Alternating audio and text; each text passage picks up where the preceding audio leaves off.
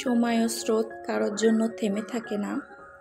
বেশ অনেকটা সময় আপনাদের মাঝ থেকে আমি দূরে ছিলাম।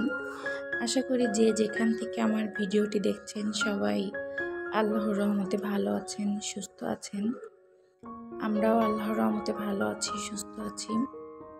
এখনও যে পুরোপুরি সুস্থ সেটা কিন্তু না, তবুও এখন থেকে চেষ্টা করব সপ্তাহে কিছুটা সময় আমার এই ইউটিউব পরিবারে দেওয়ার জন্য।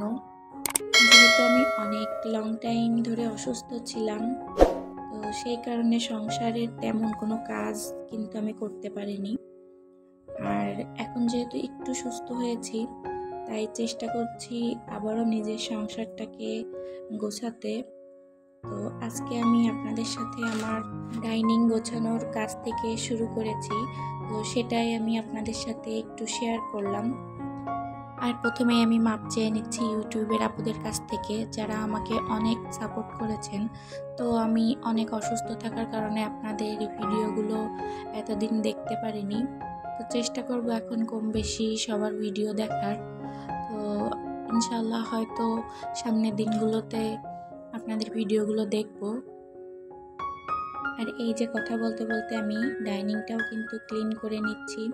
তো ডাইনিংয়ের নিচে যেহেতু অনেকটাই কাজ করা, তো আমার পক্ষে এখন নিচু হয়ে কাজ করাও সম্ভব না। তো সেই কারণে আমি যতটুকু সম্ভব পরিষ্কার করে নিচ্ছি।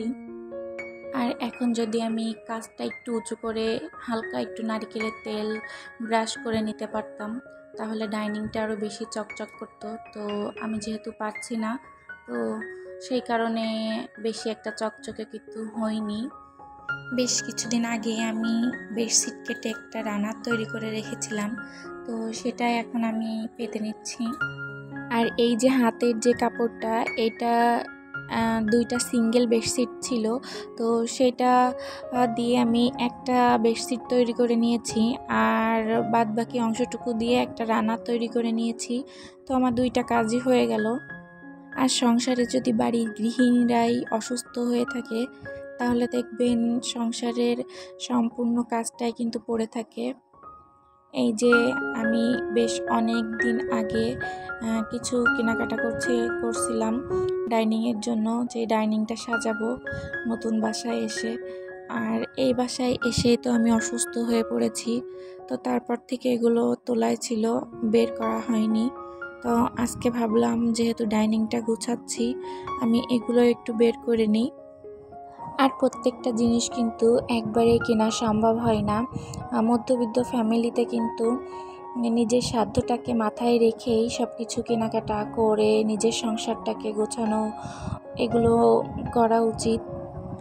আর এই যে ডাইনিংয়ের ওপরে আমি আগের ফুলদানিটাই রেখে দিলাম, আর এই ফুলদানিটাই আমার কাছে বেশ ভালোই লাগে। আর মনে হয় যে ডাইনিংয়ের সাথে এই ফুলদানিটাই যায়।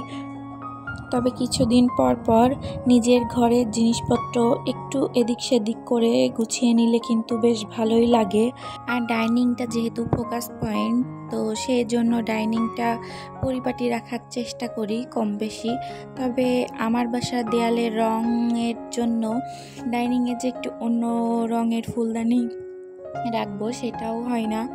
তো যেহেতু এটা সবুজ কালারের দেওয়াল, তো সেই কারণেই এটার সাথে যেটা মানায় আমি সেটাই রাখি। আর এটা যদি সাদা রঙের দেওয়ালের বাসা হতো, তাহলে যে কোনো ফুলদানি রাখলেই কিন্তু বেশ সুন্দর মানাতো। আর আমি জীবনে যতগুলো বাসা চেঞ্জ করেছি, প্রত্যেকটা বাসারই কালার ছিল অফ হোয়াইট কালার। তো এই বাসাতে এসে আমি এই কালারটা কেন জানি না মেনেই নিতে পারি না মন থেকে। তো যাই হোক, এদিকে কথা বলতে বলতে আমি ডাইনিংটা অনেকটাই গুছিয়ে নিয়েছি।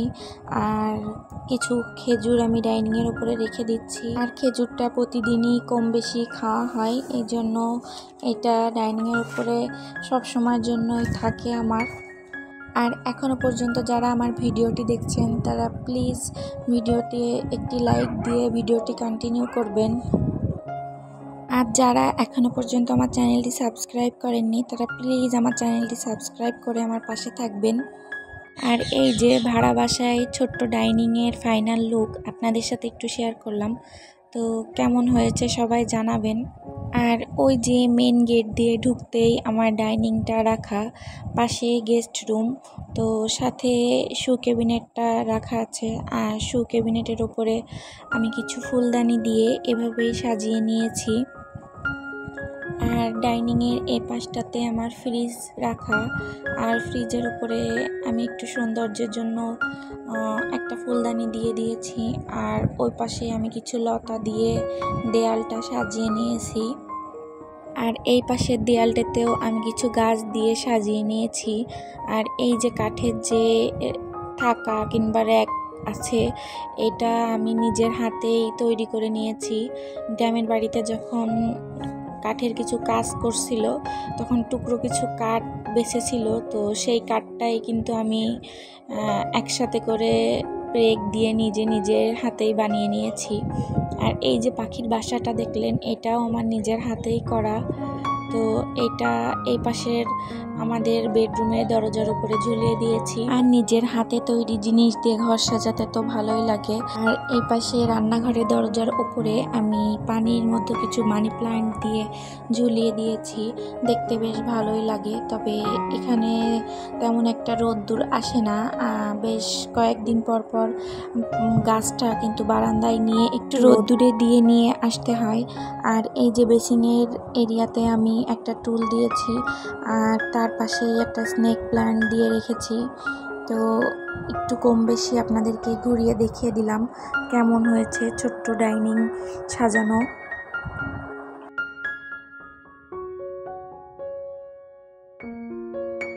আজকের ভিডিওটি এ পর্যন্তই। সবাই ভালো থাকবেন। আল্লাহ হাফেজ।